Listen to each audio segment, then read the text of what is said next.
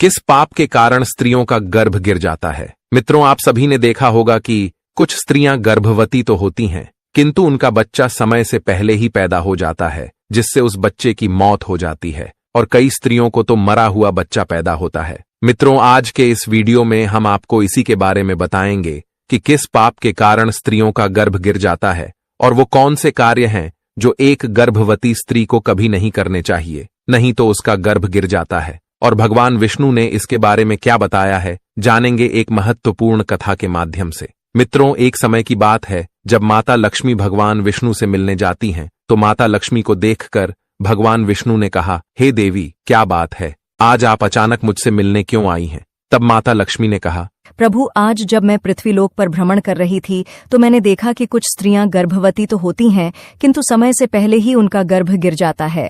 प्रभु, इसे देखकर मेरे मन में 2 प्रश्न उठ रहे हैं और आज मैं आपसे उन्हीं दोनों प्रश्नों का उत्तर पूछने के लिए आई हूँ। तो भगवान विष्णु ने कहा, हे देवी, तुम्हारे मन में जो भी प्रश्न है मुझे निश्चिंत होकर बताओ, मैं तुम्हारे दोनों प्रश्नों के उत्तर अवश्य ही दूंगा। तो माता लक्ष्मी ने कहा, प्रभु, मेरा पहला प्रश्न ये है कि किस पाप के कारण स्त्रियों का गर्भ गिर जाता है और उस स्त्री के बच्चे की मृत्यु हो जाती है।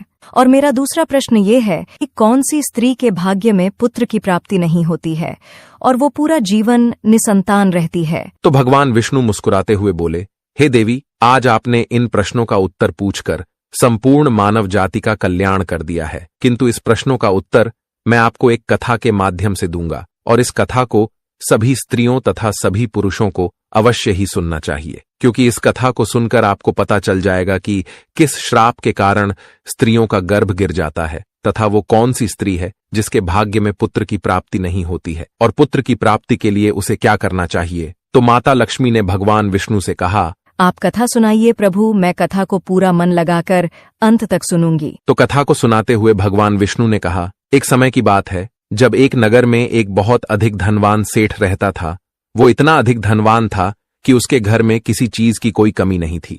उस सेठ की एक पुत्री थी जिसका नाम रूपवती था। रूपवती विवाह करने के योग्य हो गई थी। फिर उस सेठ ने सही मुहूर्त देखकर अपनी पुत्री रूपवती का विवाह उसी नगर के समीप एक दूसरे गांव में वैश्य के पुत्र के साथ कर दिया। फिर विवाह के बाद सेठ की पुत्री रूपवती अपने पति के घर में रहने लगती है। वो अपने पति के घर में हंसी खुशी से रहने लगती है और अपने पति से बहुत अधिक प्रेम करने लगती है। रूपवती की सास का नाम सुनंदा था। सुनंदा बहुत ही दुष्ट स्वभाव की थी। रूपवती अपने घर से दहेज में बहुत सारा सोना चांदी लाई थी, इसीलिए सुनंदा अपनी बहू रूपवती का झूठ मूठ का सम्मान करती थी और हमेशा उससे मीठी मीठी बातें करती रहती थी और रूपवती से अपने मायके से कुछ न कुछ लाने को कहा करती थी। रूपवती अपनी सास की बात मानकर अपने पिता से कहकर वह सोना चांदी, घोड़े, गाय, बैल, अनाज आदि चीजें मंगवाया करती थी और उसके पिता भी मना नहीं करते थे और सभी सामान दे देते थे, जिसके कारण रूपवती की सास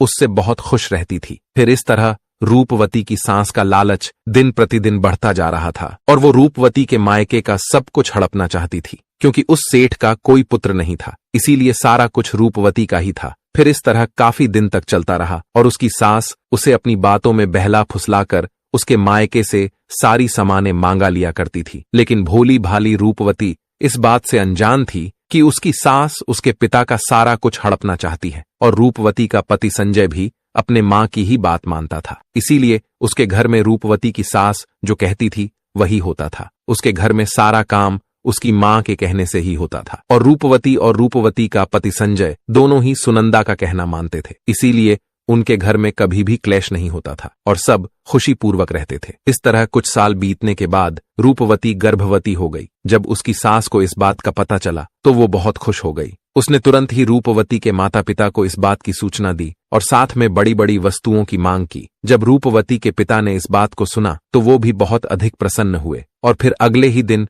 वो मिठाई तथा सोने कंगन और सोने की माला लेकर रूपवती के ससुराल पहुंच गए। रूपवती अपने पिता को देखकर बहुत खुश हुई। फिर कुछ समय रूपवती के ससुराल में रुककर उसके पिता अपने घर लौट आए। फिर काफी दिनों तक रूपवती का गर्भ बढ़ता गया और रूपवती की सास उसका बहुत अच्छी तरह से ख्याल रखने लगी तथा उसे समय समय पर फल फूल खिलाती रहती थी और घर का सारा काम खुद करती थी। रूपवती को कोई भी काम नहीं करने देती थी, इसीलिए रूपवती पूरा दिन घर पर आराम करती थी। फिर इस तरह कुछ दिन और बीत गए और एक दिन अचानक ही रूपवती का गर्भ गिर गया, जिससे रूपवती की सास बहुत क्रोधित हो गई और फिर रूपवती को ताना मारते हुए कहने लगी, अरे पापिन स्त्री, तूने अपने जीवन में ऐसा कौन सा पाप किया है जिसके कारण जन्म लेने से पहले ही तुम्हारा बच्चा मर गया? पता नहीं क्यों मेरे पुत्र ने तुझ जैसी पापिन स्त्री से विवाह कर लिया था।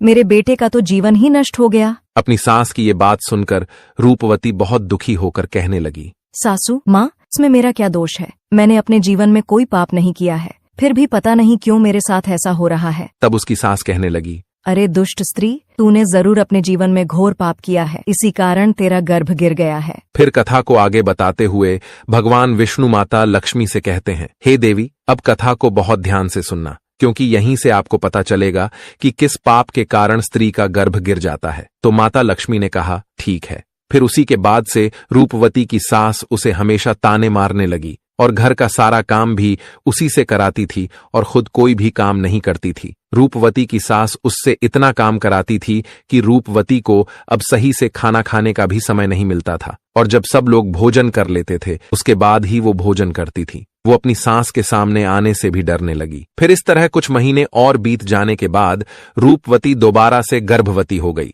जिससे उसका पति बहुत प्रसन्न हुआ, लेकिन उसकी सास अभी तक उससे गुस्सा थी। और जब रूपवती ने अपनी सास को ये बात बताई तो वो रूपवती से कहने लगी, एक बच्चे को तो खा गई हो, पता नहीं अब इस बच्चे को जीवित रखोगी या इसे भी उसी की तरह खा जाओगी। मुझे तुझ पर जरा सा भी भरोसा नहीं है, क्योंकि मुझे तो लगता है कि तूने अपनी जीवन में जरूर कोई पाप किया है, इसीलिए तेरा पहले वाला गर्भ गिर गया था। अपनी सास की ये बात सुनकर रूपवती कुछ नहीं बोली और चुपचाप खड़ी रही।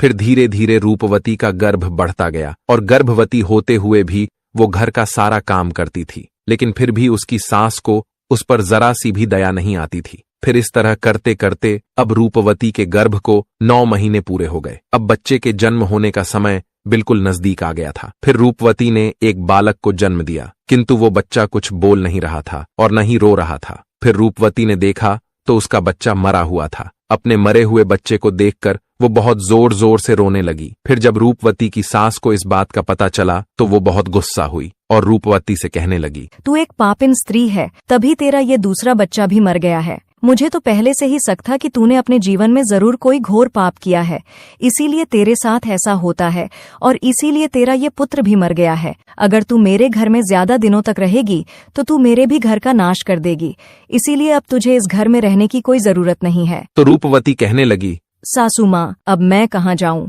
मेरे लिए तो मेरे पति ही सब कुछ है, मैं उन्हें छोड़कर कहीं नहीं जा सकती हूँ। मैं अपने पति से बहुत प्रेम करती हूँ, इसीलिए आप मुझे इस घर से मत निकालिए। मैं घर का सारा काम करूँगी और इसी घर के किसी कोने में पड़ी रहूंगी। आप जो भी काम कहेंगी मैं वो सब कुछ करूँगी, बस आप मुझे घर से मत निकालिए, क्योंकि मैं अपने पति के बिना एक पल भी नहीं रह सकती हूँ। तो उसकी सास बोली, अरे पापिन स्त्री, अगर तू अपने पति के बिना नहीं रह सकती तो कहीं पर जाकर मर जा, लेकिन अब तुझे मैं इस घर में एक क्षण भी नहीं रहने दूंगी। इतना कहकर रूपवती की सास रूपवती को धक्के मारकर घर से बाहर कर देती है। फिर रूपवती घर के बाहर बैठी रहती है, लेकिन उसकी सास ने घर का दरवाजा नहीं खोला। फिर वो घर के बाहर बैठकर अपने मन में सोचने लगी, अब मुझे यहाँ से अपने मायके ही जाना पड़ेगा। फिर इतना सोचकर वो अपने मायके चल देती है। तभी रास्ते में एक जंगल पड़ता है, तो वो जंगल में रास्ते से अपने मायके जा ही रही थी। तभी बारिश होने लगती है, तो वो एक पेड़ के नीचे बैठ जाती है। तभी वहां से एक साधु महाराज जा रहे थे, तो उन्होंने रूपवती को पेड़ के नीचे बैठा देखकर उसे पूछा, हे पुत्री, तुम कौन हो और यहाँ इस जंगल में अकेली क्या कर रही हो? तो रूपवती ने साधु महाराज से कहा, हे साधु महाराज, मैं एक बहुत धनवान सेठ की पुत्री हूँ और मेरा विवाह एक वैश्य से हुआ है और मुझे अभी तक पुत्र की प्राप्ति नहीं हुई है। मैं एक बार गर्भवती हुई थी तो मेरा गर्भ गिर गया था, और जब मैं दोबारा गर्भवती हुई तो मेरा बच्चा पैदा होते ही मर गया था। इसीलिए मेरी सास ने मुझे घर से निकाल दिया है, इसीलिए मैं अब इस जंगल में इधर उधर भटक रही हूँ। हे मुनिवर, कृपया करके आप ही कुछ उपाय बताइए जिससे मुझे पुत्र की प्राप्ति हो जाए। तो साधु महाराज ने कहा, तुम चिंता मत करो, मैं पुत्र प्राप्ति का उपाय बताता हूँ, जिसे यदि तुमने पूरी निष्ठा से किया तो तुम्हें पुत्र की प्राप्ति अवश्य ही होगी। इसके लिए मैं तुम्हें कुछ नियम बताता हूँ, इसे ध्यान से सुनो। किसी भी स्त्री को मासिक धर्म के दौरान पति के साथ संबंध नहीं बनाना चाहिए और पति को स्पर्श भी नहीं करना चाहिए, इससे संतान गर्भ में ही गिर जाती है। गर्भ धारण की हुई स्त्री को भगवान की पूजा अर्चना करते रहना चाहिए तथा उसके मुख पर सदैव ही प्रसन्नता होनी चाहिए। साथ ही गर्भवती स्त्री को कभी भी दुखी और निराश नहीं रहना चाहिए, क्योंकि दुखी रहने पर संतान पर बुरा प्रभाव पड़ता है। और गर्भवती स्त्री को कभी दूसरों के घर का भोजन नहीं करना चाहिए तथा जितना हो सके अपने ही घर में रहना चाहिए। एक गर्भवती स्त्री को कभी भी डरावनी चीजें नहीं देखनी चाहिए, क्योंकि इससे संतान पर बुरा प्रभाव पड़ता है। और गर्भवती स्त्री को अच्छा भोजन करना चाहिए, जिससे संतान उत्तम गुणवान होता है। जो भी स्त्री इन नियमों का पालन करती है वह उत्तम पुत्र को प्राप्त करती है, और जो स्त्रियां इन नियमों का पालन नहीं करती हैं उनका गर्भ गिर जाता है। फिर साधु महाराज ने कहा, हे पुत्री, अब मैं तुम्हें पुत्र प्राप्ति का उपाय बताता हूँ। इसे ध्यान से सुनना तो तुम्हें पुत्र की प्राप्ति होगी। तो रूपवती ने कहा, जी महाराज। तो साधु महाराज ने कहा, किसी भी स्त्री को पुत्र प्राप्ति के लिए मासिक धर्म के प्रथम 4 दिनों में पति पत्नी को मिलन नहीं करना चाहिए, क्योंकि ऐसा करने से दुराचारी पुत्र होता है। और 5वीं रात्रि में मिलन करने से पुत्री की प्राप्ति होती है तथा 6ठी रात्रि में मिलन करने से पुत्र रत्न की प्राप्ति होती है। 7वीं रात्रि में मिलन करने से वंध्या पुत्री होती है तथा 8वीं रात्रि में मिलन करने से बलशाली पुत्र की प्राप्ति होती है। 9वीं रात्रि में मिलन करने से सुंदर कन्या की प्राप्ति होती है तथा 10वीं रात्रि में मिलन करने से विद्वान और अति श्रेष्ठ पुत्र की प्राप्ति होती है। 11वीं रात्रि में मिलन करने से सुंदर आचरण वाली कन्या प्राप्त होती है। 12वीं रात्रि में मिलन करने से गुणवान पुत्र होता है। 13वीं रात्रि में मिलन करने से लक्ष्मी स्वरूपा पुत्री होती है। और 14वीं रात्रि में मिलन करने से गुणवान, बुद्धिमान तथा बलवान पुत्र होता है। इसीलिए यदि तुम इन नियमों का पालन करो तो तुम्हें उत्तम पुत्र की प्राप्ति होगी। इतना कहकर वो साधु महाराज वहां से चले जाते हैं। फिर रूपवती अपने मन में सोचने लगती है, यदि मैंने साधु महाराज के बताए गए उपाय के अनुसार कार्य किया तो मुझे भी पुत्र की प्राप्ति हो जाएगी और मेरी सास मुझसे घर का काम भी नहीं कराएंगी और